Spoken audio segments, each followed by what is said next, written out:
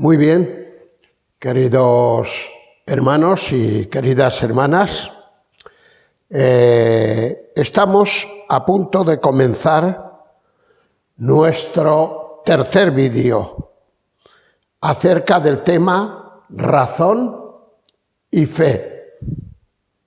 Razón y fe. Acerca de la razón, en el pasado vídeo estuvimos viendo algunas cosas. Las enumero.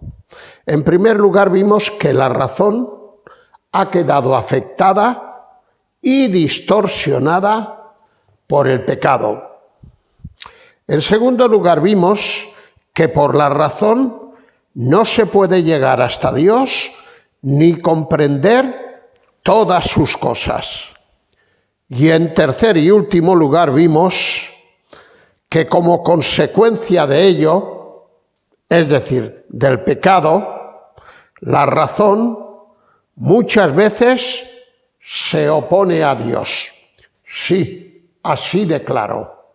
Muchas veces la razón, a causa del pecado que está dentro de nosotros, se opone a Dios.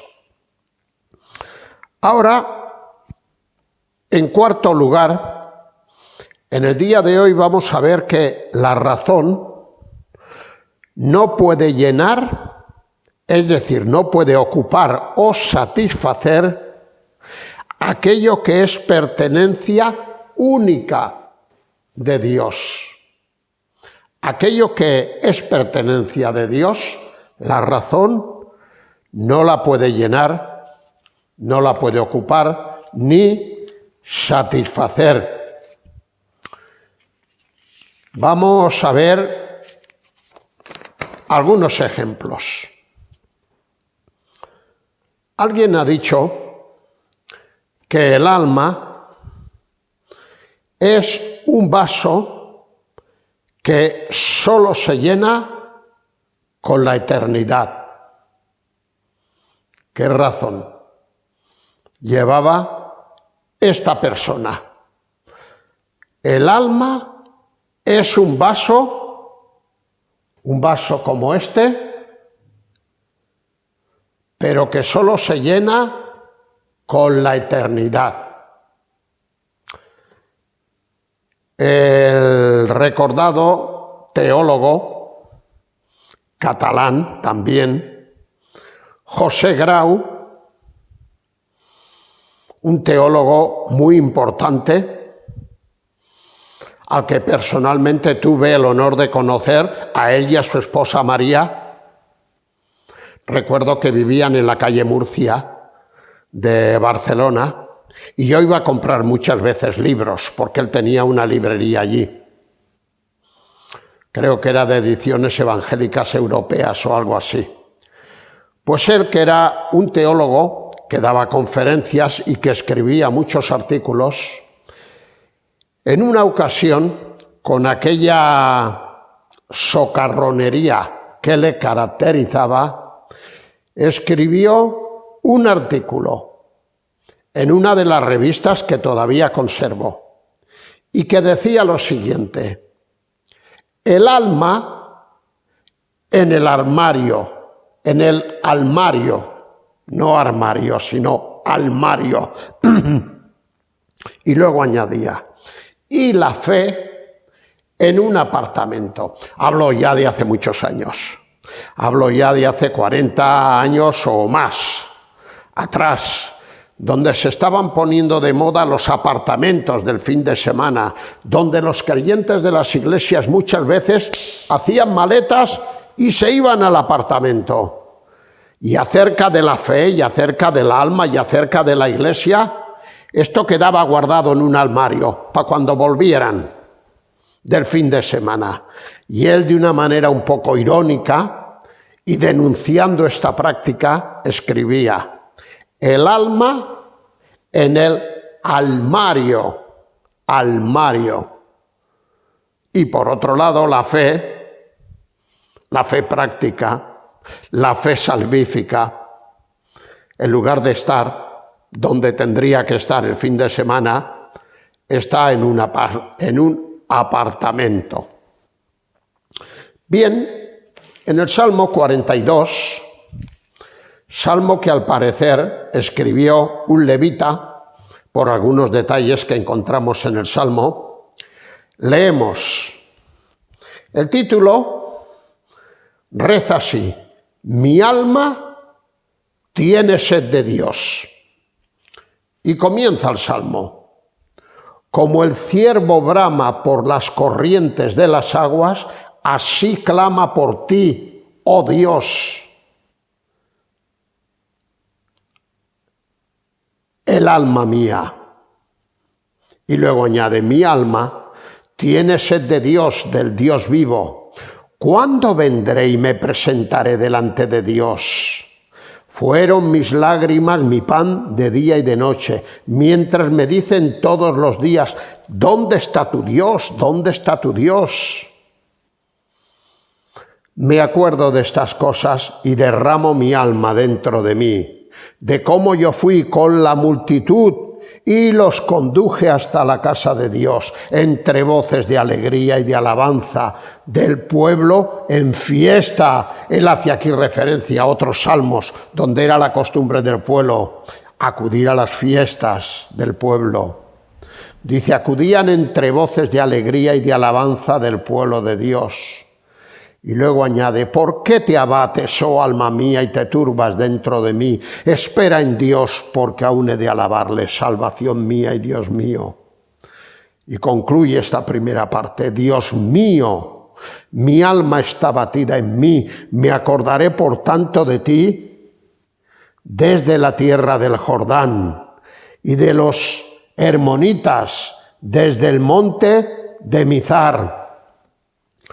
Sí, como he dicho, según los entendidos, el que escribe este salmo y el 43, porque parece ser que originalmente eran un solo salmo, ya que el parecido, si leyéramos el 33, es prácticamente una repetición de partes del Salmo 42. Pues bien, parece ser que el escritor de estos dos salmos, que originalmente eran uno, es un levita.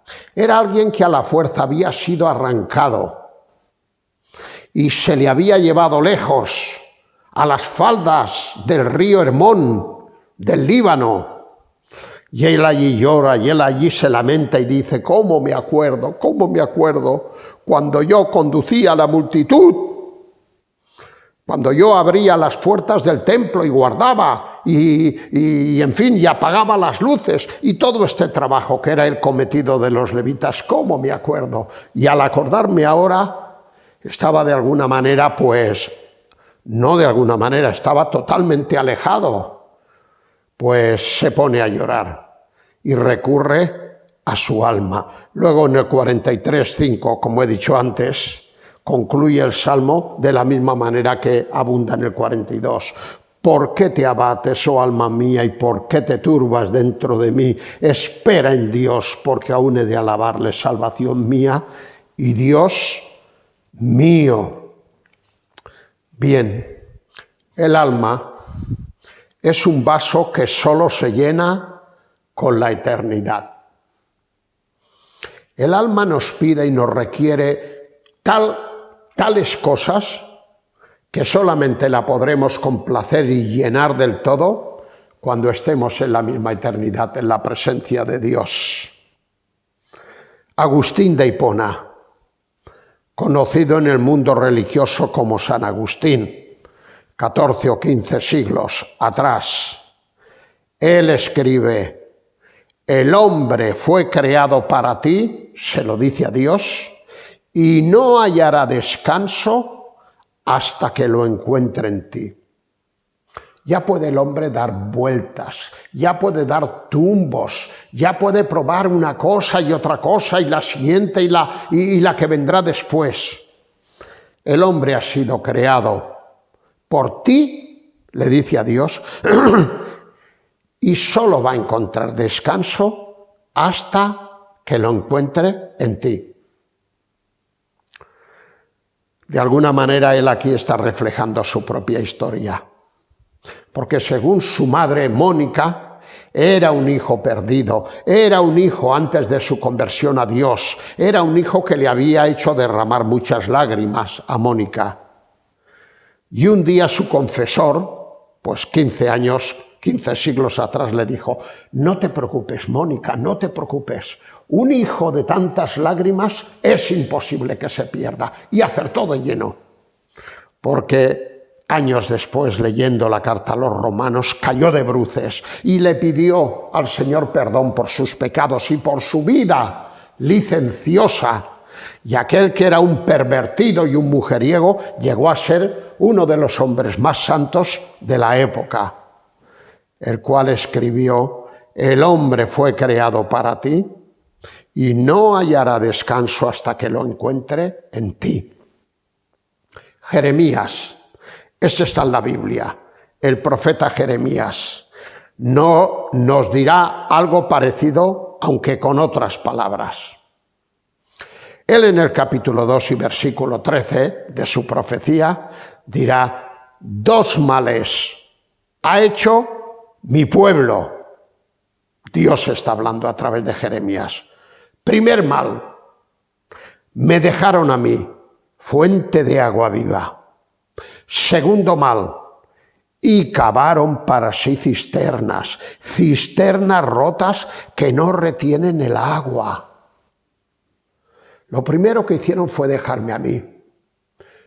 Pero como yo soy el agua de vida, me sustituyeron por cisternas, porque tenían que beber de algún lado. Pero mira por dónde estas cisternas estaban rotas, que además no retenían el agua. Y no es lo mismo ir al origen de la vida, el Señor, el origen, el caudal, que ir a la cisterna. El caudal, que es Dios, genera, crea agua. La cisterna lo recoge, después de pasar por muchos lugares y además ser un agua medio embarrada. Cavaron para sí cisternas rotas que no retienen el agua. Y si queréis, traemos a colación finalmente la experiencia de otro hombre de Dios, que es ni más ni menos que el rey Salomón. El rey Salomón, del que tenemos algunos escritos en la Biblia, durante algún tiempo de su vida, pues le dio las espaldas a Dios. Le dio las espaldas a Dios. Dios lo había agraciado con un montón de dones, sabiduría, cual ningún hombre anterior la había tenido, riquezas, fama. Mujeres, aunque las mujeres se las escogió él, pero Dios le dio lo que necesitaba. Y todo esto, en lugar de acercarlo a Dios, lo fue alejando de Dios, lo fue alejando de Dios. Y en el libro del Eclesiastés, que al parecer es el último libro de los que escribió, cuando ya ha experimentado lo que es vivir lejos de Dios, y para que el que es joven como él había sido no caiga en los mismos pecados, escribe lo siguiente en el Eclesiastés. Él ahí viene a hacer un recuento de todo lo que fue su vida, de la riqueza, de la sabiduría, del conocimiento, etcétera, etcétera. Y miremos a qué conclusión llegó. Y que justifica ese dicho de: el alma es un vaso que solo se llena con la eternidad. En el capítulo 1 de Eclesiastés, versículo 16 al 18, él dice ahí que conoció que esto, todo lo que había disfrutado, solo era que aflicción de espíritu, los desvaríos, la grandeza, su sabiduría, su conocimiento, no valía para nada, no servía para nada. Él se acercaba a la presencia de Dios y todo esto que Dios se lo había dado por gracia no le iba a servir para nada.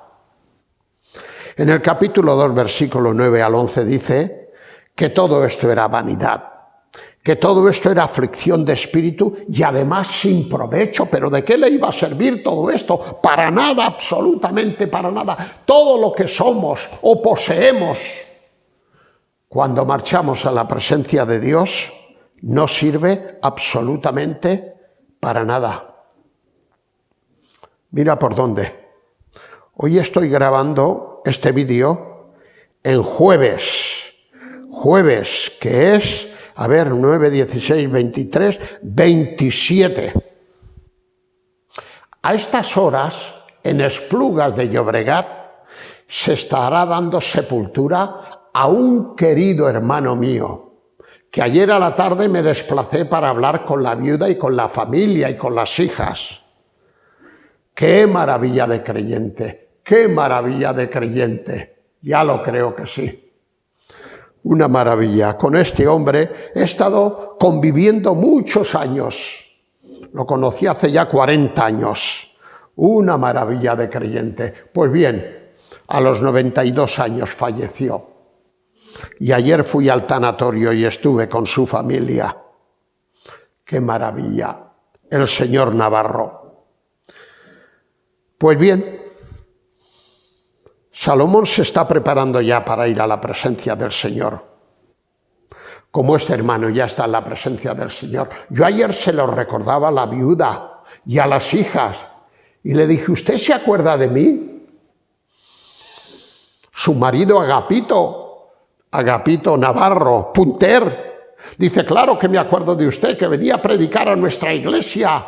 Digo, yo estuve en su casa. ¿Cómo se acordaba la mujer? Digo, bueno, pues mire, su marido ya está con el Señor, pero ahora nos tenemos que preparar nosotros. Esto ayer a la tarde, ¿eh? Y además este vídeo, esta semana, cuando salga, varias personas de las que estaban allá, lo recordarán esto que estoy diciendo yo.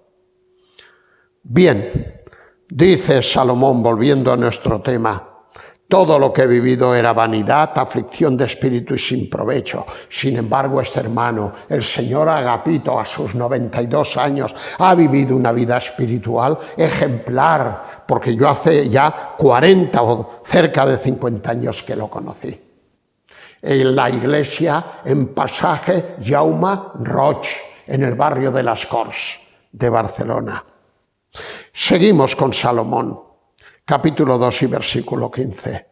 ¿Para qué, pues, he trabajado hasta ahora por hacerme más sabio, si al final todo esto lo voy a tener que dejar aquí?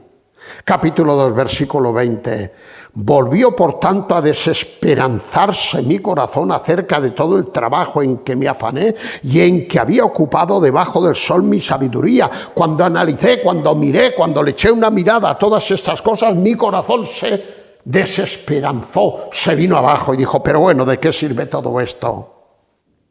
Conclusión, queridos hermanos, a la luz de las cosas que hemos repasado de la Biblia, debiéramos saber que solo nos es lícito recurrir a la razón cuando no haya revelación bíblica, es decir, revelación bíblica al respecto.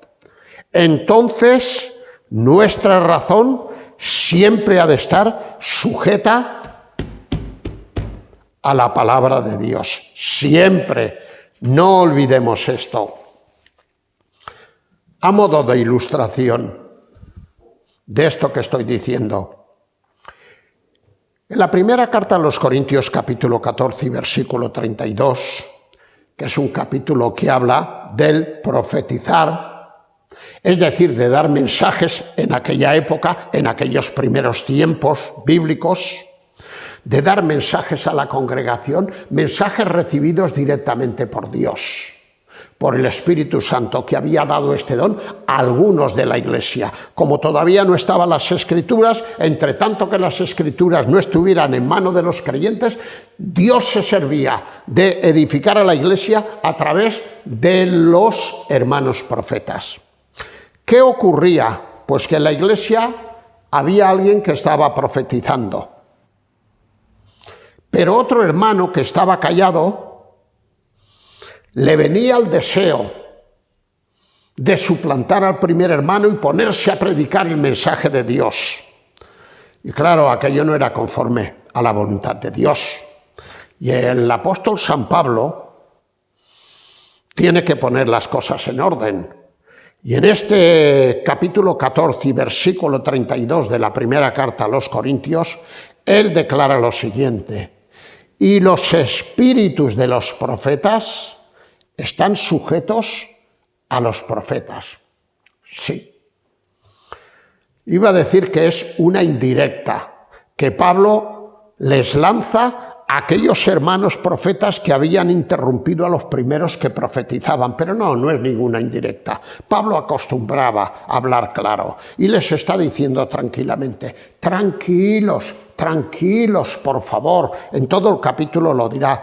Cuando uno hable, el resto se calle. Y cuando aquel habla en nombre de Dios, al que le haya venido palabra de profecía por el Espíritu Santo, entonces que ocupe el lugar del primer hermano y se ponga a hablar a la congregación.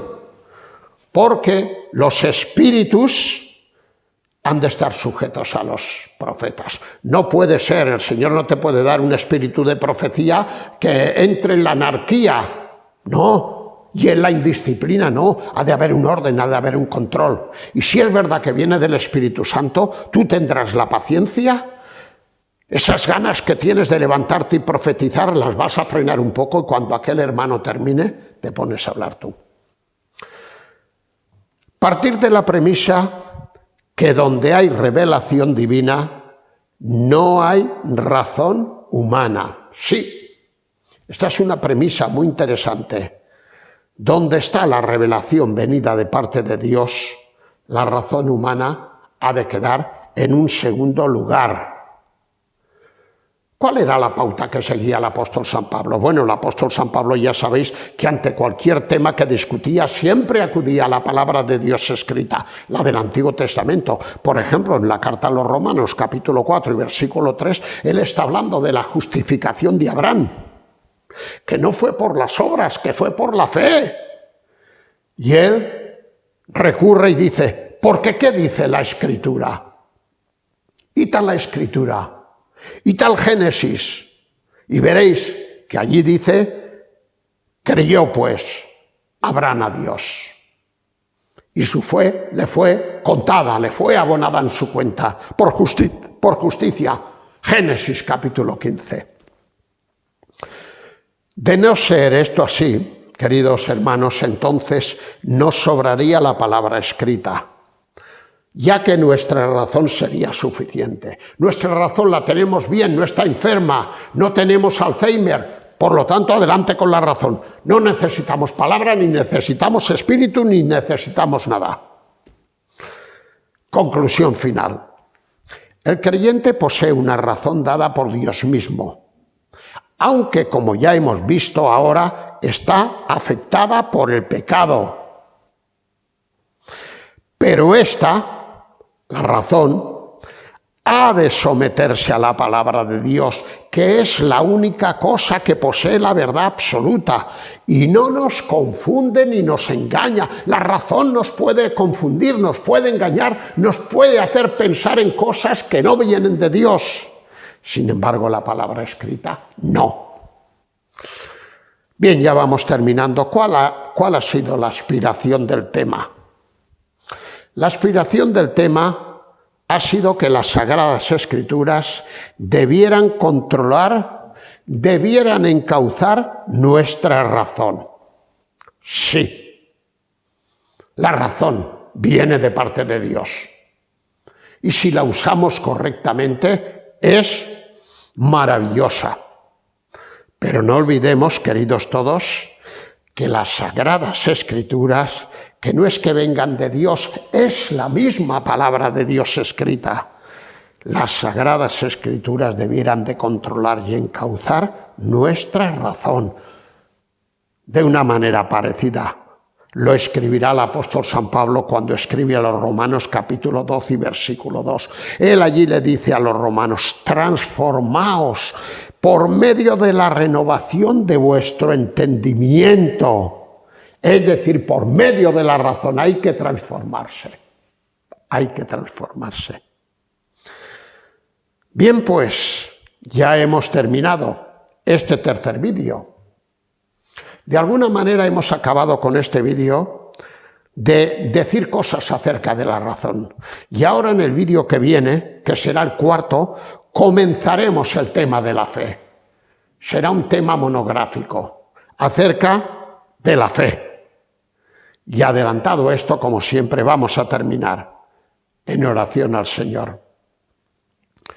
Señor y Padre, te damos muchas gracias por este doble tema, que no es un tema antagónico entre sí, que no es un tema que se disputa en la primacía, sino que es un doble tema que es conforme a tu voluntad. La razón dada por ti y la fe depositada por el creyente en tu obra y en tus cosas. Muchas gracias te damos, Señor, por este doble tema.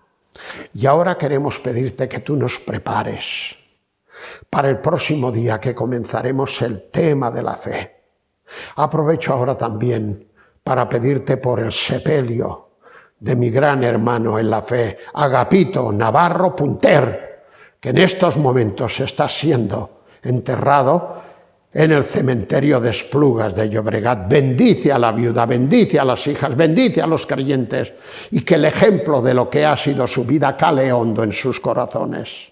Yo te doy las gracias por haberlo conocido, por haber estado con él en su casa, por haber comido y cenado tantas veces en el local de la iglesia junto a ellos. Muchas gracias, Señor, por creyentes como él. Recibe, pues, nuestra adoración y nuestra alabanza, que te elevamos en el nombre del Señor Jesucristo. Amén.